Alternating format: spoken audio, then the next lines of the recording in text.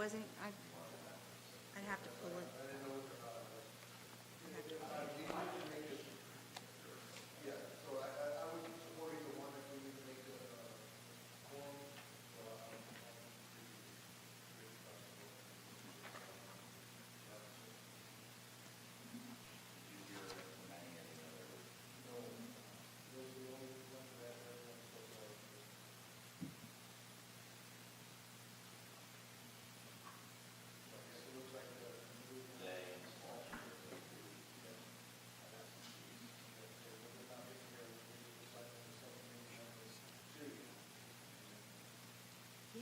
a great idea.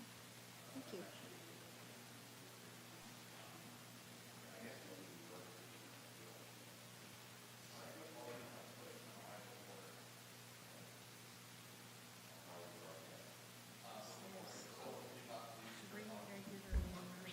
Sorry about that.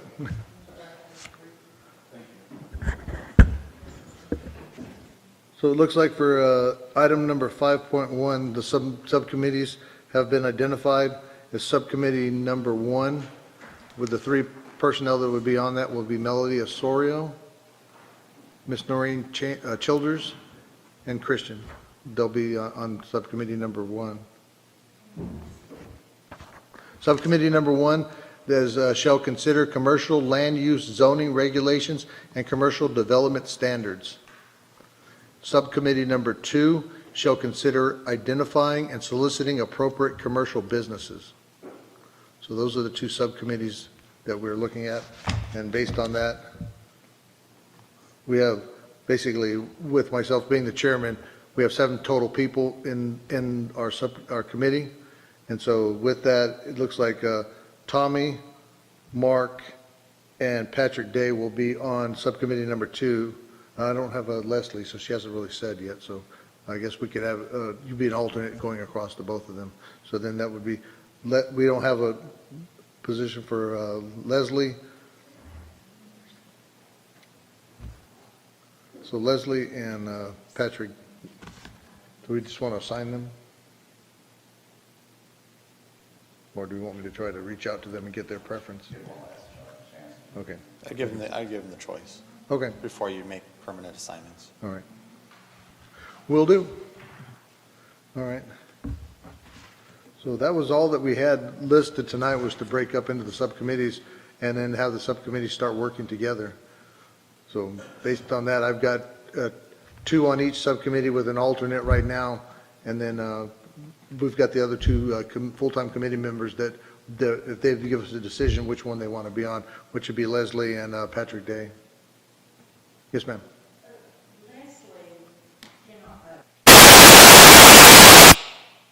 Leslie is kind of an advisory position representing PNC. But can she still serve on the subcommittee though and I think she can participate? still serve on the subcommittee. She asked me about that, and I wasn't real sure. I think she can participate, she just can't be a voting member Yeah, as a group as a whole. okay.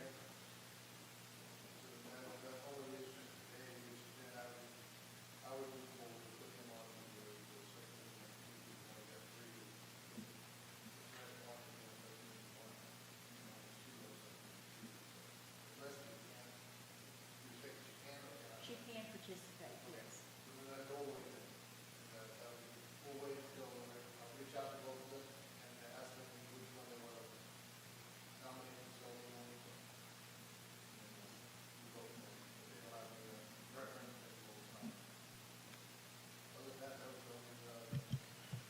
Are both these subcommittees going to be focusing at first on the comprehensive plan as far as the mission statement as well as the charter for the Economic Development Board?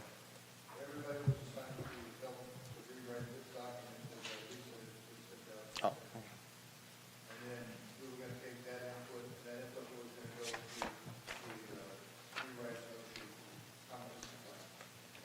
Perfect. This is just a template for them to kind of fill in. It's not meant to actually be content, it's just meant to be a template. So don't take the picture seriously.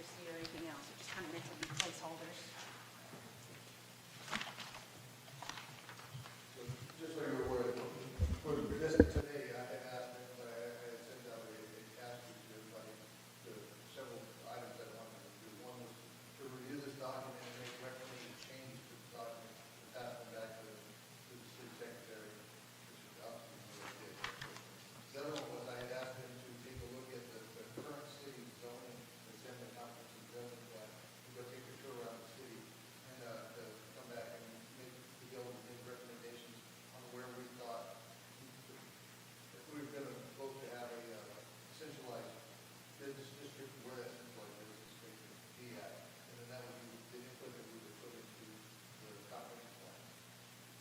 Okay.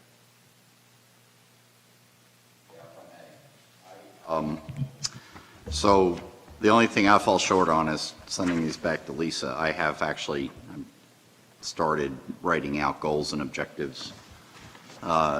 So I'm prepared to talk about those tonight if you want. Core values of the community, community vision. And then started on current commercial land use and then proposed land use. Some ideas for commercial standards, and then getting into what I think are 2021 goals. I knew my sensing was I didn't want to get ahead of the comprehensive plan consultant that's going to be brought in, that's going to lead this totality. I mean, I presume what we're providing is basically going to be input to that individual. I think this will fold into it, is kind of the way I'm. Yeah, yeah. So I guess just procedurally, we should decide if we need to just individually produce a document, or we try to produce a coherent document. Either way, that document would then be handed off to the consultant, correct? Lisa? I think eventually it was supposed to kind of be bounced to P&Z, and once they were happy with it, then finally approved by council. But I think you could either choose to accept it as an individual document, or you could incorporate it into the comprehensive plan. I mean, I think it would be appropriate either place. So I'm just trying to make sure we're efficient. The comprehensive plan, so the process for rewriting that will be handled by the consultant. Is the consultant, and so how he or she structures is based on what they respond to in the RFP and what council selects. So the absolute structure of how that's going to work, we don't understand or don't know. When whoever the selection committee kind of settles on, and whoever council finally, if they like that recommendation, Okay. they'll do a final negotiation with them as far as contract. Right. They can kind of make those final terms at that time. Okay. But we've got 3 firms, 2 of them I was really impressed with. I would be thrilled with either one of them.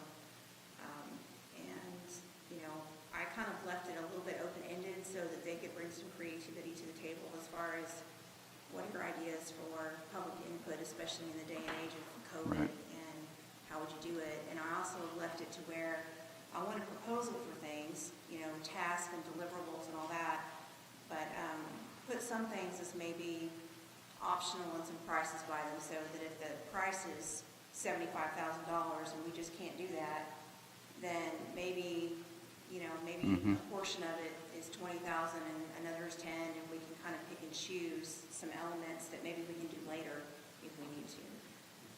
So, Okay, thank you.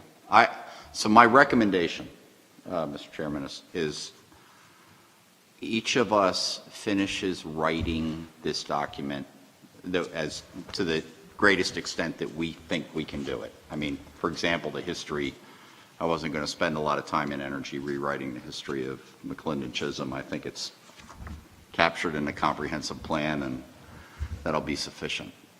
Once we do that, we each provide these individual documents to Lisa. She can then bundle them together instead of, so her administrative burden is reduced.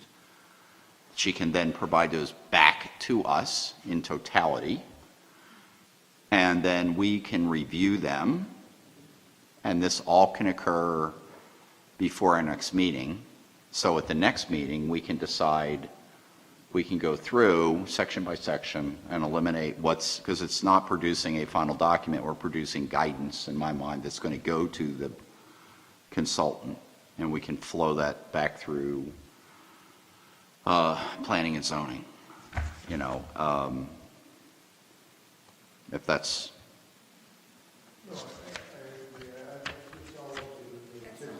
That sounds reasonable to me.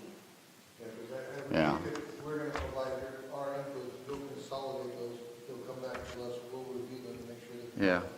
Well, what, as a committee wanted it to say, if it gets approved, it will go to P and Z will have their chance to make whatever changes. Yeah. Once that's consolidated, then if we're happy, they're happy, that would go to the city council, and then the city council would be recommended to provide that to whoever is selected to do that. So I would, I maybe modify that a little, and this is specifically to reduce the administrative burden. We each produce the document, Lisa bundles them together, gives them back to us, and then at our next meeting, we do the hard work of going through and deciding what we're going to keep, what we're going to not keep. Maybe modify the guidance. I started writing in bullets instead of prose because just easier sometimes, and that will be easier for us to go bullet points to go through and say, yeah, we like that, add a word here, whatever, do those edits. Then we can go back to, utilize Lisa or one of us who then can do the word magic, put that into a single document. And the only reason I'm saying that is I want to speed it up, one, and I want to eliminate unnecessary administrative processes. I think once it goes to, how planning and zoning handles it at that point, my recommendation to them would be just take it. If there's anything in there that offends you, let us know, but otherwise provide it, because it ultimately it's going to I don't think it needs to necessarily go through council at that point. It could go to that's why they're paying a consultant. Let him do that work. Just an opinion. Yeah, I was not opposed to that. My original thought was it should be a track changes document. Yeah. Each of us would submit our particular document to the city secretary. She would take each of our track changes, put it into one consolidated document, come back to us, and then we will review. And if there are any changes, we could redline it or whatever. I just don't want us to have 5 different documents all the time. Yeah, I think that's what my worry is. I'm just trying to think about how you do that and be consistent with Texas Open Meeting. Well, I guess that's- individually just send our track changes to the city Yeah. secretary. Okay. And she can consolidate those all into one document. That would make, it's a lot easier for you too to. I think you're basically saying the same thing, so. Okay. So when is the next meeting? Whenever they want to set it. I do have one question, despite the issue.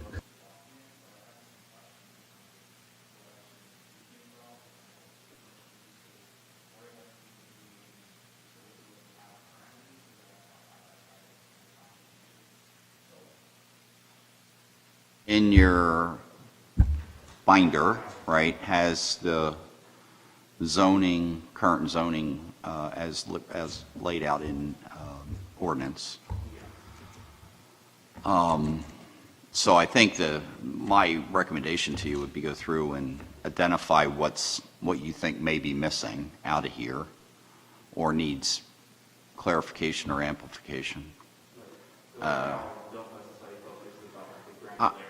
Yeah, I think that's we can, because at the end of the day, we're still going to have this consultant come in who's now going to pull this comprehensive plan together that includes an economic component to it.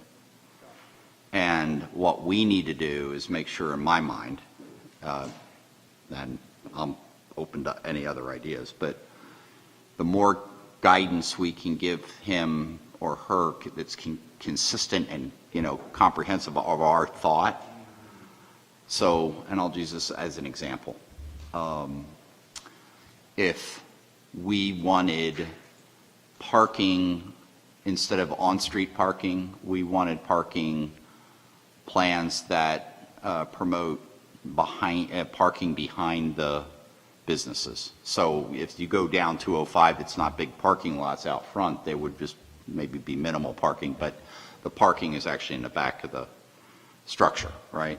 So that may be and that we may think that's a good idea or not. So if we thought it was a good idea, and then that gets put into that's the type of guidance that goes into the comprehensive plan. And then we have to make sure the zoning depth of is commensurate with that thought process. So,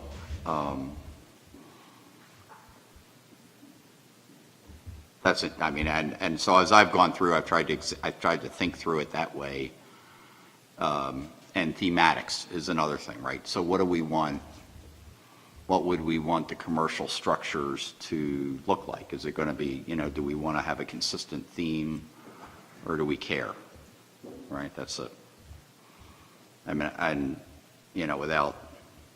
trying not to lead to specific conclusions, but I think we're in general agreement. The rural history of the community. So you would want structures to be consistent with that thematics, and then, how we move forward from there.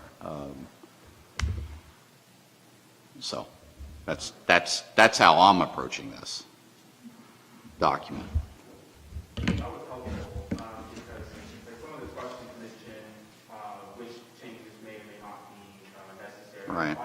I put comments such as, like, for the farmer's market, based off of our zoning, it's pretty, not necessarily heavily promoted, at least from a zoning perspective. So I said that it would depend on the ambitions of the Economic Development Committee in terms of whether or not we need to play around with that.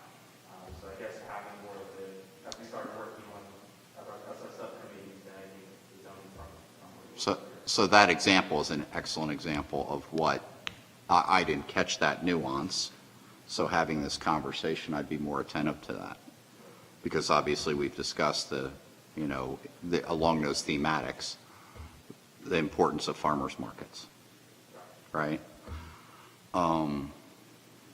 So yeah. This also gives you your opportunity to, what you would like to see in the document. Each one of those will be able to agree what we'd like to see in it. Those will get consolidated, and then some of them will make the cut, some of them won't make the cut. Mhm.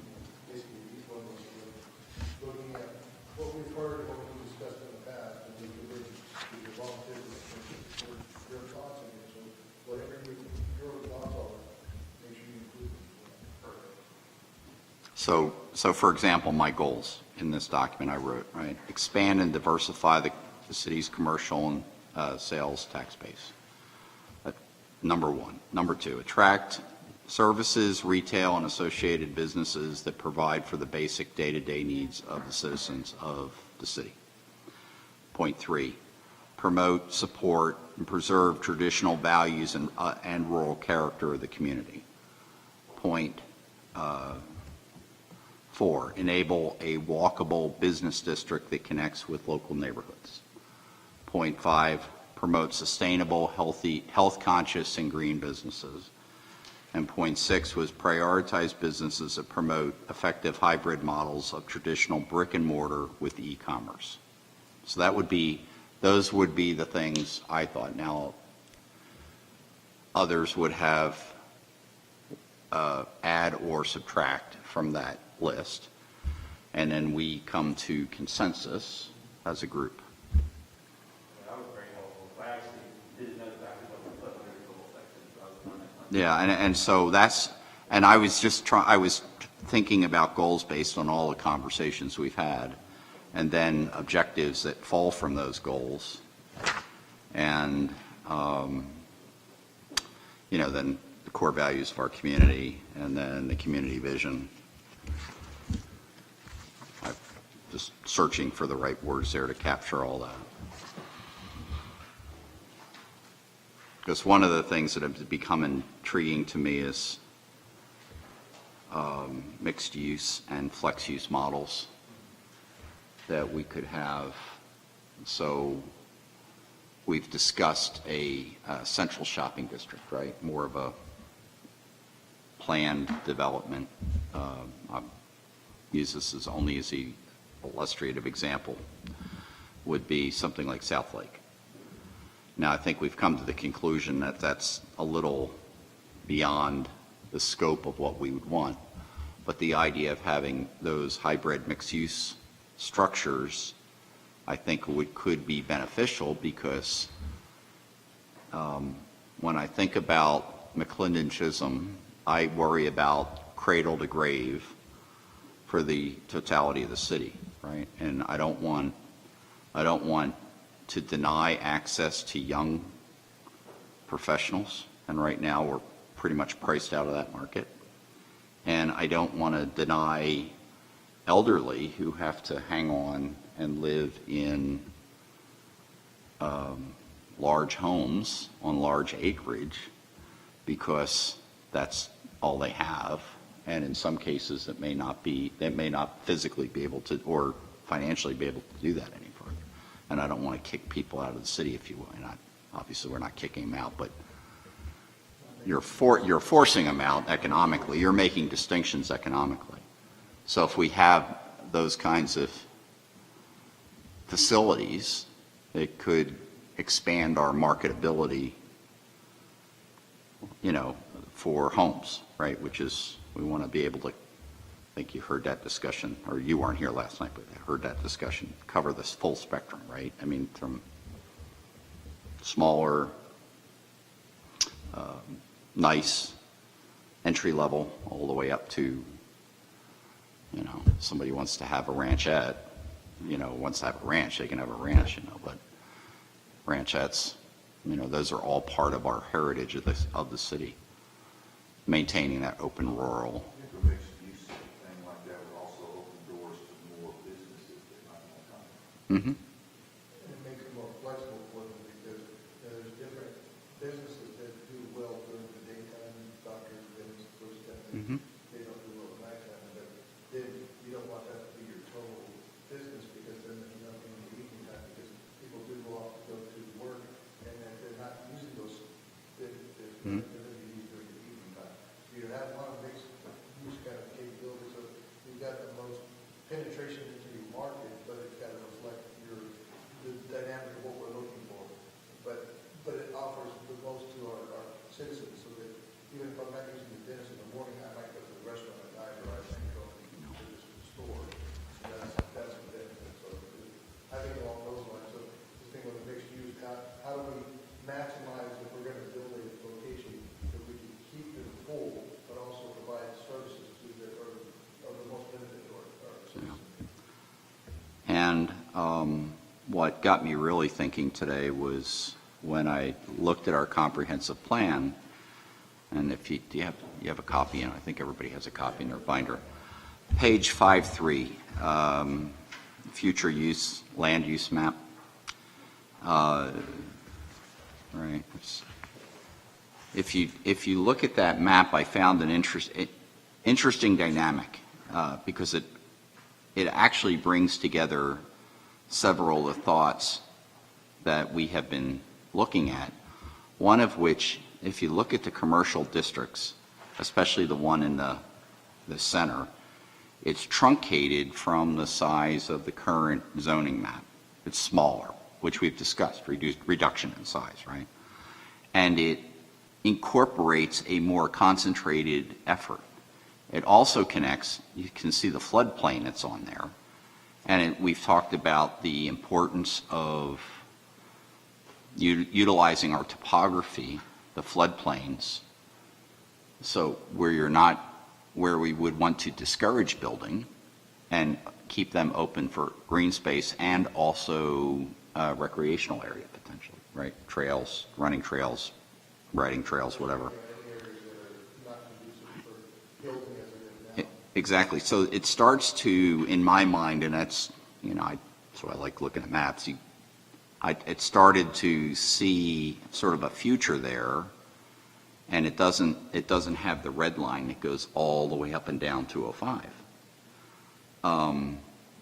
So we're going to have to then think about the depth of that commercial development if we go to that centralized area of how deep the business looks. And then that's where I was well, then if we're going to go do that, why not create the environment where it's parking, because we're still a vehicular society, you can move the vehicles so they're behind the structures, right, to the side and behind, making it more aesthetically pleasing. And then connect in those, start to connect in those trails. And if we can start tying everything together, you have created a more walkable environment over the long term. We're promoting good, healthy lifestyle. We're promoting activity, community, getting together. You create an environment where there's, one of my ideas I was thinking about is I would like to see, and this has been done in other communities, a consideration for creating a community pavilion. And those pavilions can then be used for yoga, right? Could be an exercise. Could farmers market, right? Could utilize that.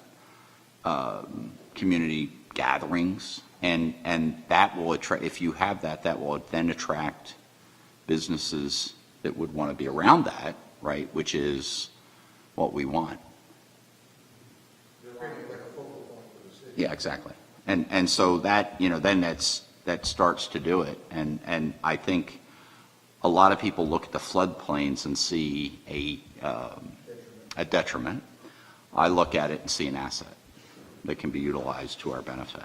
And that's what I said, multiple times, we haven't even been here, but Rockville has an open spaces master plan, and they actually have funding to work on green spaces. And we have a lot of areas in our city that are floodplains.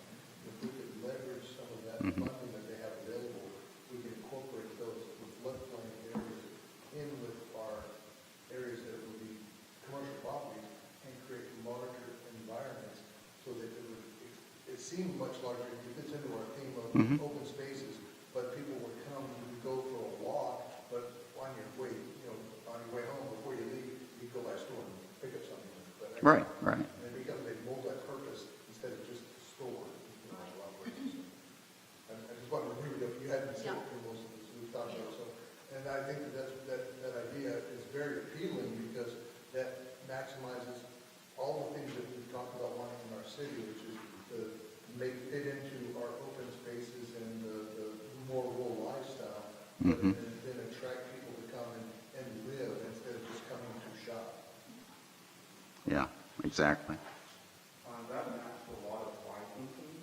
I like your pavilion idea. I didn't know if you were familiar with Pecan Square and their arena that they're building there. I actually put that in my plan. It's like 20,000 square feet, but it includes a space where people can play games, fraternize, all these different things. They're building like a master plan development in North Lake, but I think it really matches what you were describing in terms of community building.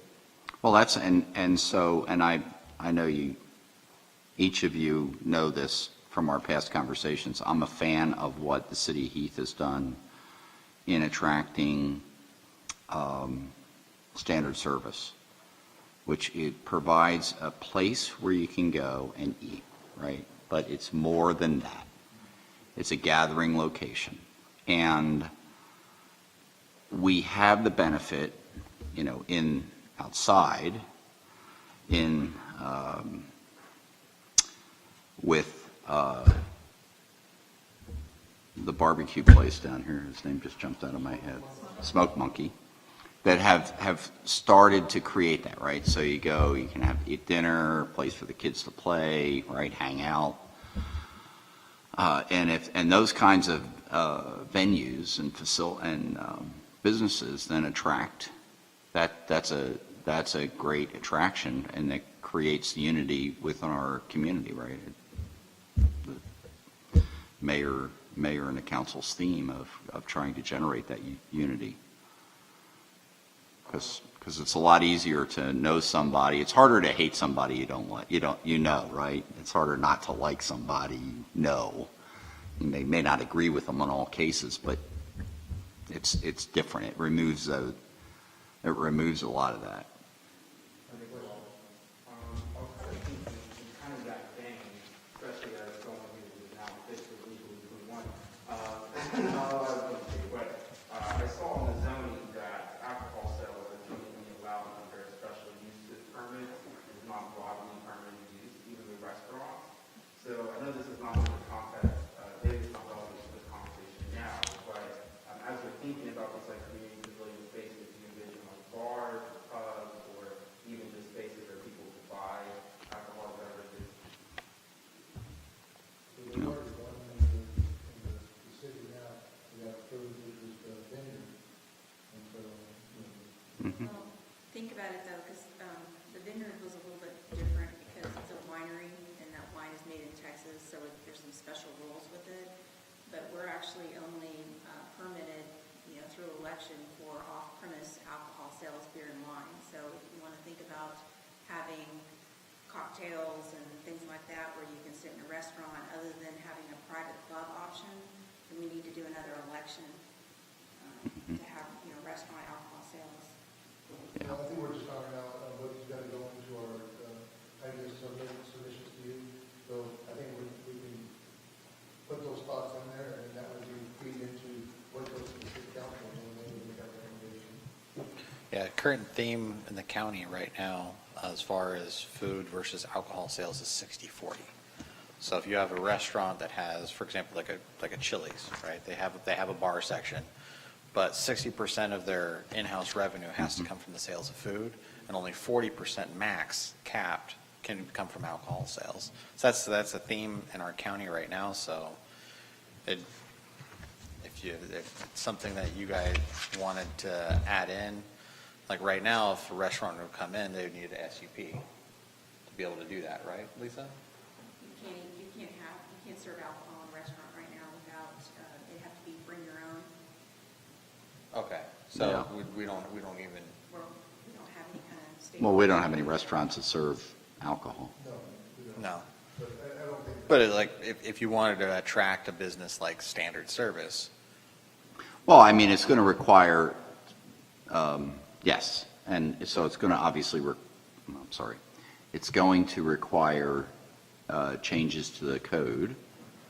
The code will have to be, appropriately, and we don't have to, it's not an issue we have to decide now. I think it's more importantly, it's an issue of do we want to have that element in our long-term economic plan? Do we want restaurants that will serve alcohol? You may want that, but you may not want true bars. Yeah, I mean, or, what's the mix? I mean, I don't want to have, we don't need to debate the parameters. I think what's important is the concept. Because I agree with you. If you're going to attract a certain demographic, you need if you take something that's going to attract them. if you take the concept of the Harbor District in Rockwall, Mm-hmm. it's considered a flexible use location. So they have office buildings up top. I mean, I'm not advocating for multi-story, obviously, but they have office buildings up top, and then downstairs they have retail. They have retail as well as they have mixed-use restaurants that operate off of the 60/40, and it's a family-friendly area. So even though that they have that 60/40 and those restaurants do serve, it's still not considered. Taboo or off limits for young families to come, Right. Or older couples to come. So even though that they still have it, they still sell it. It's still a mixed use venue that pretty much everybody's welcome to come to, and nobody feels out of place for being there. Mm-hmm. And I think that goes into the model of mixed use, because maybe they have something that would be the later day, evening kind of. Mhm. There's one place doing it right now, it's just built one. Restaurants all along the bottom, the businesses, the apartments on top, living, Yeah. all that's done. Which is kind of interesting, so, I never had noticed that there's actually a multi-family section that's right off of 205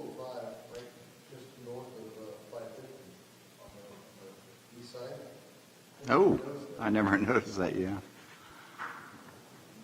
So that one might actually fit into that. And one of the things that we definitely lack in the city is an area for elderly people.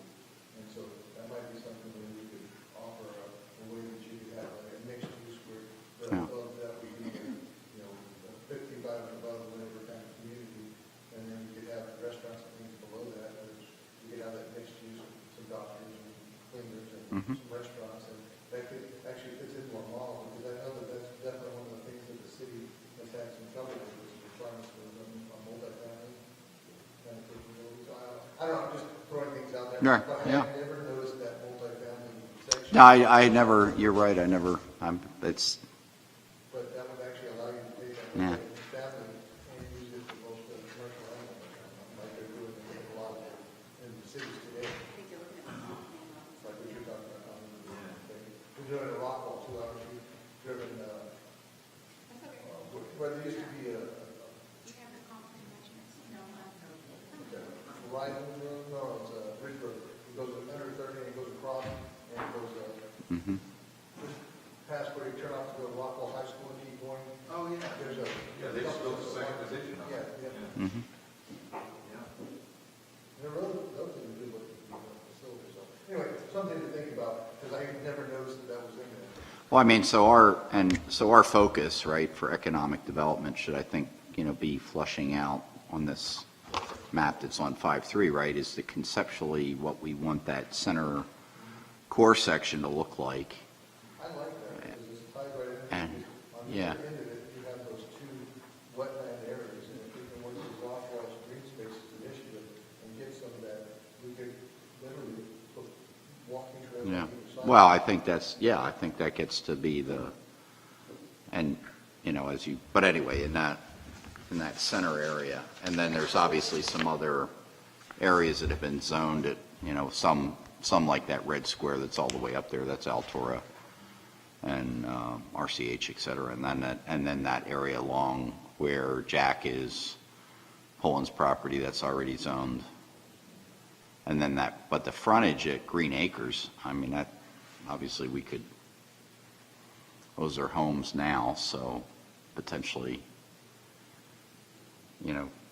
move that zoning back to, because I think that's the other thing is I'm still wrestling with how much commercial do you want relative to residential in terms of tax base? What's the mix? I know what the mix is in a city like Rockwell, but we'll never achieve that because we don't want big box stores.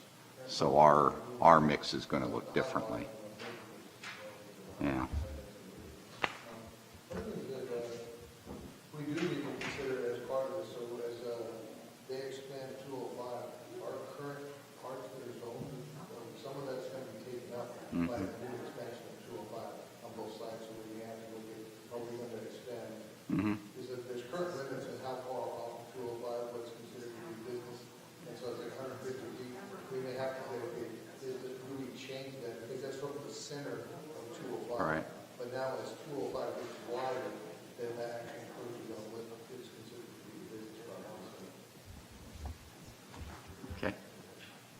So we'll all go around, I really agree, I don't want to pick up, but I want to be cognizant that it is kind of misty out there, and it's getting very cold, that is something that you have. I want to try to set, but we got a point coming. Well, just like you never noticed the multifamily, I've never noticed the institutional. Yeah. Is that the piece of land that the right down the road here that the school district used to own? No, that's what we're sitting right now, this blue box here on my. Yeah. That's this, what's it, 13? Oh, that's this. Yeah, it's tough seeing everything on that map because everything's so small. But, That's this spot. Oh, okay. and I think that's what I would. That blue institutional is actually the school area that they're considering right I now. asked Dr. B about that, he never even known the school owned What, the section here Oh, that. It's sold now. on 550? That's across from. Oh no, it's owned by the school. It's across from Chisholm Crossing. It's across from. If you go into the school meeting room where the big map is, it's not. Yeah, So not to get off track, but I can tell you a funny story. I'm at a meeting and Dr. B's talking about the future and blah, blah, blah. I'm going to build this elementary school in Fate. They're building it, going to open soon.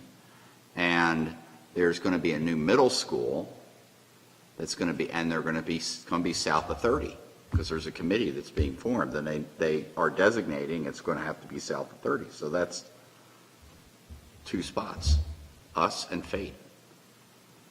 And so I mentioned, and then I asked him about the property, the school property that's down here on 205, the old Myers property. And he didn't know that existed. The guy, the facilities guy that was with him had oh yeah, that's the, here it is.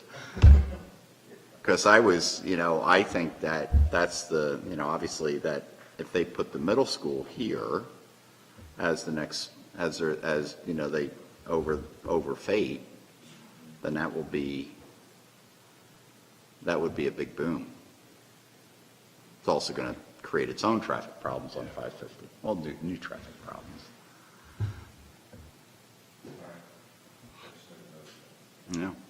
Well, I said, and that's the future. That's all these maps have to get updated with the new comprehensive plan. I think to Jim's point, now's when we want to redo the commercial part. We got to give definitive guidance on what we want it to be. That's really where our focus is. That's what the city council chartered us to do, was to help to provide the inputs to the comprehensive plan so that as they rewrite the comprehensive plan, they incorporate the recommendations for where we want business to be, where we want the economic center to be within the city. So that's really what our charter is. As you're looking at this, when you make your inputs into that document, that what do you want to see in the city, where do you want to see it? That was why I asked everybody to go take a look inside the city and to see where your recommendation was, because all those are going to go in and we're going to consolidate those. And I think it's going to come down to, some people are going to take one area, and others are going to take another, and we're going to have to make a decision on it. Okay. So one other, so just planning to move forward, so the comprehensive plan, I think, and Lisa, I need correction on this, but if it's wrong, but I was told 31 August is the target, 31 August, target date to have it done. September 30th would be the adoption date. Okay, so the document written by the 31st of August.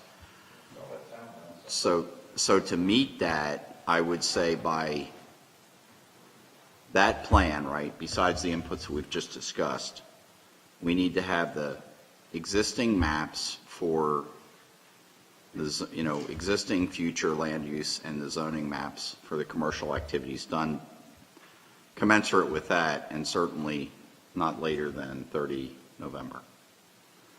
Working with the, no, I'm sorry, September. And then that would, because that'll be incorporated into the, it's part of the comprehensive plan at that point. So that all has to get done concurrently. And then the review of Chapter 14, this monster, right, would be updated and provided any inputs to it falling out from that new comprehensive plan to council so it could be adopted by the end of the year. But 31 August, 30 September, adoption date. It's got to be done by the adoption date. Just bear in mind that the guidance that you guys create is not only going to have to go through P&Z, but then through council. So make sure that you allocate enough time for after you've completed those documents, that there's enough time for the P&Z to review it as well as the council, so we're not pushed up against a deadline. We want to have this document and then whatever change recommendation done. I would want you to have all of the inputs so that by the 30th of April, no later than 30th of April, that would give time for Mr. Coker. He's going to have to redraw the maps and everything. And so that's all going to have to go to you guys for approval. And then I think there's going to be a lot, there's going to be draft versions of it that's going to come back and all kinds of stuff. So I would want to have, if at all possible, all of our inputs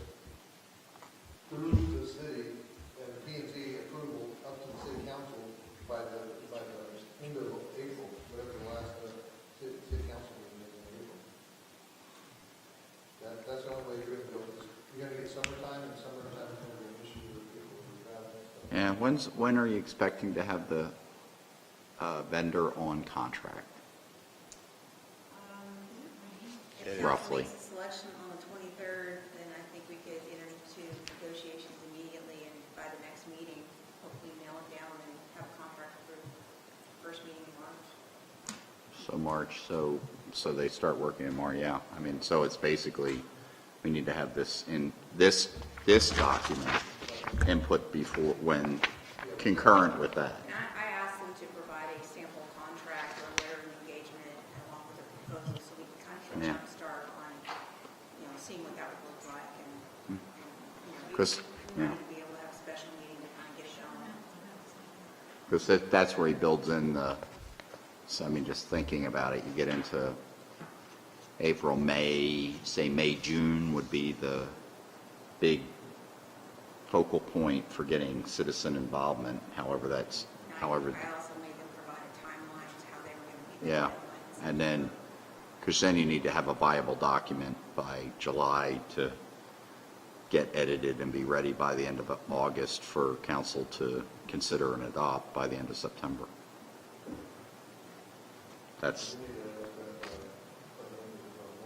yeah, we need to have this done by the next meeting, put it that way. Or at least our input so we But it needs to can, go to P and Z, to the city council. so Right. they can provide the guidance to whoever gets hired. well, so I view it a little differently. I think once it goes to P and Z, but I don't think P and Z has to send it through council for approval prior to going to the consultant, who then will be developing the actual document to bring it back to council. Unnecessary step. I'm not sure council needs to be involved in that decision. The thing that they would want to see is what's going to go to whoever gets hired to, you want to review the document before you send it to them. I mean, I could see there being updates to council via Yeah. liaison. Oh, yeah. But as far as council actually voting and approving on something, we're looking to vote on a complete package. Yeah. So that's going to be, That you interim guys step, I produce, just- P and Z produces, as well as the consultant comes back. So when we vote on it, it's going to be a solid package. Yeah. Yeah, no, I understand that. No, I'm just like, what's actually given to the consultant? You don't want us drafting something up that you have no idea what kind of attitude you have. Well, I mean, like I said, we'll be doing updates, but, I mean, when you give something to the consultant's going to weigh it against everything else as well, so.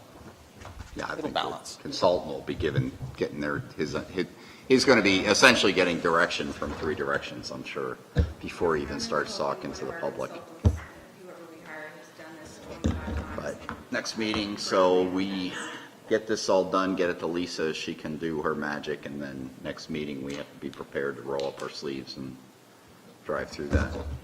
Just make sure that you give Lisa enough time to prepare all this documentation. Give her like 3 days before, would that work for you, Lisa, for the next meeting? If you want it in the packet so they can review it ahead of me, I'll need it before then. Yeah, so let's give her a week. Yeah, give her a week. Is that okay, Let's schedule Lisa? the next meeting. When do you want to meet again? When do you- The next city council meeting says go with the 23rd. Unfortunately, I can't be here for that. And so, and typically we have been doing it the Thursday before the city council meeting. And so when's the next one in March? The first one in March is the 9th. Mhm. So can then we meet on the 4th of March?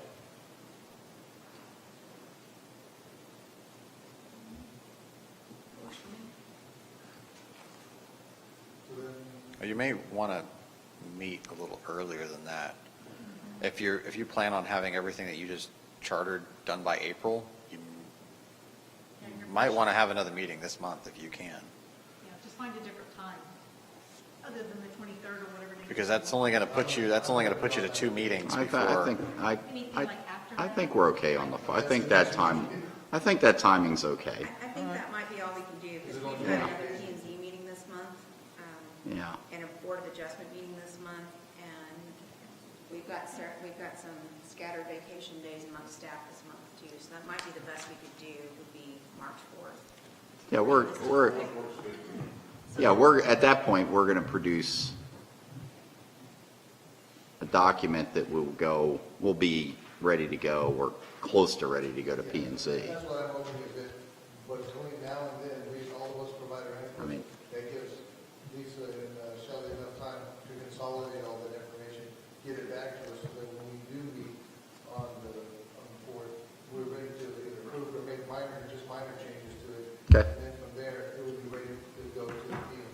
get input to Shelley and Lisa by, today's the 10th, by the 19th then.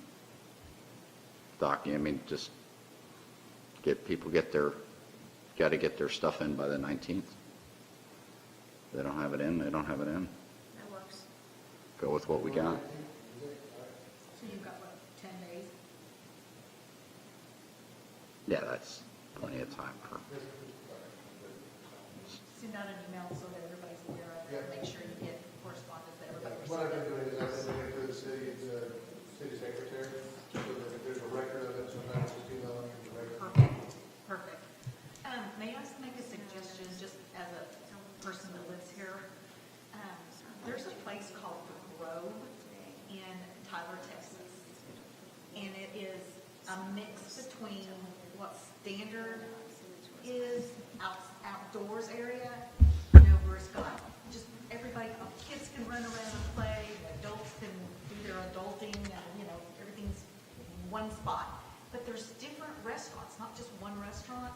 It's almost like a food court in a way, but it's an outdoor one, and it is so cool. And I think that's kind of what I personally am looking for, because we are so far apart, which is an acre and a half or more. It's like trick or treating. Nobody wants to come here to trick or treat because you're exhausted, going just door to door here. So everybody kind of wants to congregate.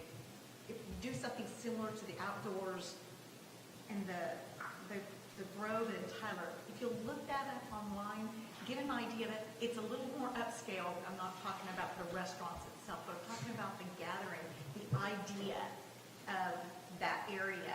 And I think what you just stated with the floodplains, if we do just throwing this out there, like food trucks, if it does flood a little bit, for food trucks, they're not going to be here, but then there's an area that we're still utilizing, or, something to that effect. But just an outdoor, I think people here are looking to visit with each other without having to go into town. And I do think that we have the perfect areas to do that. We just got to find the right spot and the right way of doing it. But if you'll look up the Grove in Tyler, Texas, but kind of get an idea of what standard looks like, but with just multiple things to eat. So that's why I was like, maybe food trucks, or if restaurants would want to come in, that would be awesome. But if not, an ulterior,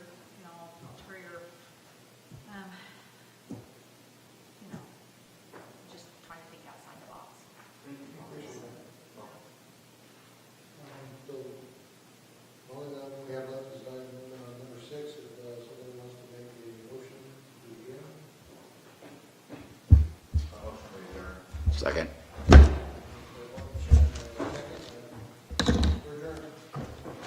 Thank you guys for being here.